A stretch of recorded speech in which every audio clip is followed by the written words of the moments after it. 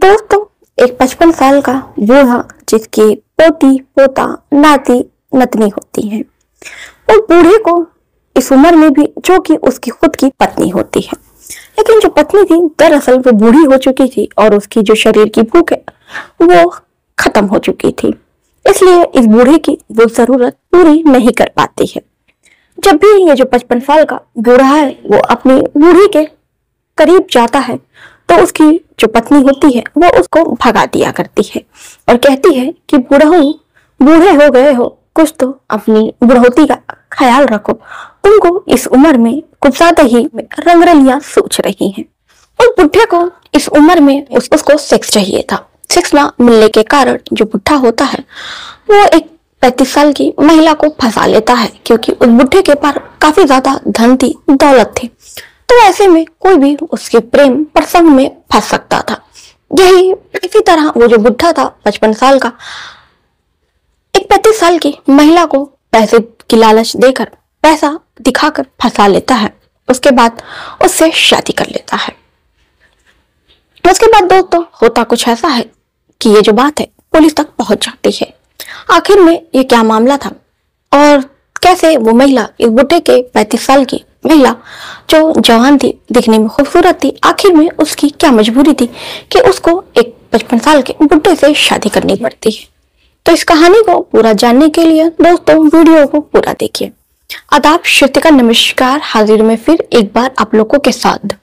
उम्मीद है high crime तक की फैमिली अच्छी होगी, स्वस्थ होगी, मस्त होगी, अपना ख्याल रख रही होगी। इस घटना का जिक्र करूं इससे पहले आप लोगों से एक गुजारिश है कि चैनल पर जो नए हो तो चैनल को सब्सक्राइब कर दो, वीडियो को लाइक कर दो। आप चाहते हो कि मैं अपनी वीडियो में आप लोगों का नाम लूं तो अपने नाम के साथ साथ अपने जिले, मोहल्ले, कस्बे का नाम करके जरूर बताया करो। मैं अपनी अगली वीडियो में आप लोगों के नाम के साथ साथ आपके जिले, मोहल्ले, कस्बे का नाम भी जरूर लूंगी। तो चलिए दोस्तों इस कहानी की शुरुआत करते हैं। तो ये जो घटना है दोस्तों, उत्तर प्रदेश का एक जिला पड़ता है गोरखपुर। गोरखपुर में ही एक गांव है जिसका नाम पिछौली गांव है। पिछौली गांव में राजेश का परिवार रहता है। राजेश की 2 बहुएं, 2 बेटे और पोती पोता, और राजेश की एक ही लड़की थी, उसकी शादी हो चुकी थी, उससे भी 2 बच्चे होते हैं। यानी कि जो राजेश था और जिसकी उम्र 55 साल की होती है, राजेश की जो पत्नी थी जिसका नाम सरोज होता है। राजेश और सरोज के 2 बहुएं थी और नाती पोता थे। उनकी जिंदगी काफी ज्यादा अच्छी चल रही थी, काफी ज्यादा खुशहाल थी। राजेश जो था वो गांव का सरपंच था, यानी कि गांव का मुखिया था। गांव में काफी ज्यादा राजेश की इज्जत थी, काफी ज्यादा पैसे था, काफी ज्यादा राजेश के पैसे थे और वो जमींदार था, यानी कि उसके पास काफी ज्यादा जमीनें थी, तो वो जमींदारी किया करता था। राजेश के दोनों बेटे थे, एक का नाम हरिशंकर, दूसरे का नाम रविशंकर था।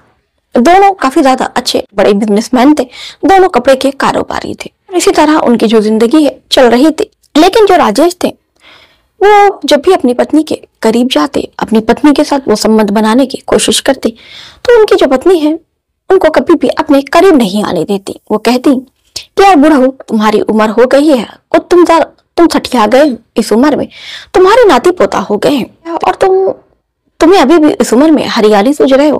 अरे बूढ़ा हो, तुम अपनी उम्र तो देखो। अब इसी तरह करते करते राजेश की जो पत्नी है हमेशा कभी भी उनको अपने करीब नहीं आने देती। इस तरह राजेश की जो भी इच्छा होती वो इच्छा अधूरी रह जाती।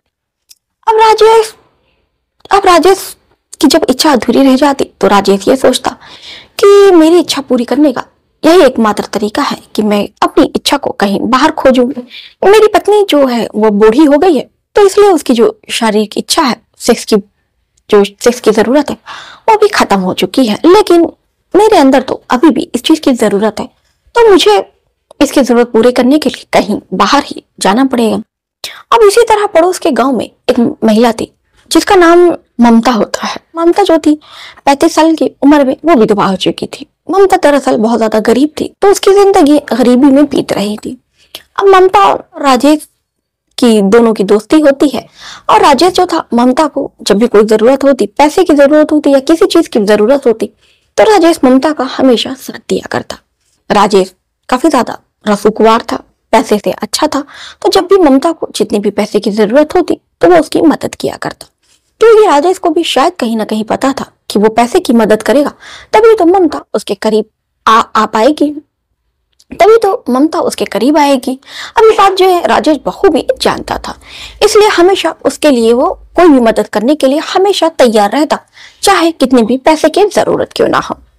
अब दोस्तों कुछ होता है कि राजेश और ममता बहुत ज्यादा एक दूसरे के करीब आ जाते हैं और इतने करीब आ जाते हैं कि दोनों में शारीरिक संबंध बनने लगता है। देखते देखते राजेश जो है ममता के प्यार में इस कदर पागल होता है, इस कदर हो जाता है कि वो ममता से दूसरी शादी करने का फैसला करता है और बिना अपने बेटे से बताए और अपनी पत्नी से बताए वो मंदिर में पहुंच जाता है दूसरी शादी करने के लिए। वहां वो ममता से शादी कर लेता है और एक घर लेता है, वहीं में ममता के साथ रहने लगता है। लेकिन इस बात से बेखबर उसके घर वाले थे। लेकिन कहते हैं ना दोस्तों, कितना भी बड़ा राज क्यों ना हो और कितना भी बड़ा अब झूठ क्यों ना बोल ले, ये जो झूठ है वो काफी थोड़े दिन ही चलता है। फिर राजेश का जो झूठ है वो पकड़ा जाता है कि शादी की जो खबर है उनके घर वालों को लग जाती है। अब जब उनके बेटे को ये बात पता चलती है और राजेश की पत्नी को भी जब ये बात पता चलती है सरोज को, तो वो भी काफी ज्यादा गुस्सा होती है और उसके बेटा जो और पत्नी होती है राजेश के खिलाफ FIR दर्ज करा देती है। पुलिस जो है दूसरी शादी करने के आरोप में वो राजेश को और राजेश की पत्नी जो दूसरी वाली थी ममता को गिरफ्तार करके थाने लाती है। राजेश से पूछती है कि तुमको भला इतनी उम्र में शादी करने की क्या जरूरत थी, और वो भी बिना बताए, बिना अपनी पहली पत्नी को तलाक दे हुए तुमको इस उम्र में शादी करने की क्या जरूरत थी।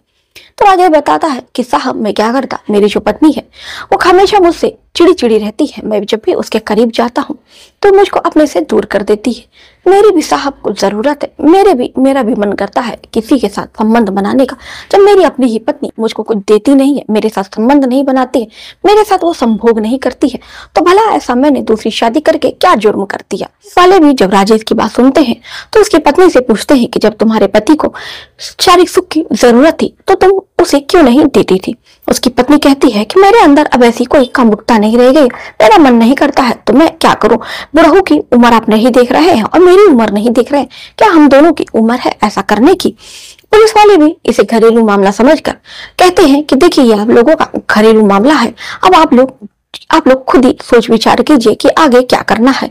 वैसे भी देखा जाए तो मेरे हिसाब से राजेश की भी कोई गलती नहीं है। अगर आप अपने पति को शारीरिक सुख नहीं देख सकती, हैं तो जो पति है वो कहीं बाहर ही जाएगा शारीरिक सुख तलाश करने के लिए। अब आप ही फैसला कीजिए कि आपको क्या करना है। अगर आप चाहती हैं तो आपका जो पति है आप FIR करेंगे तो आपका पति जेल भी जा सकता है।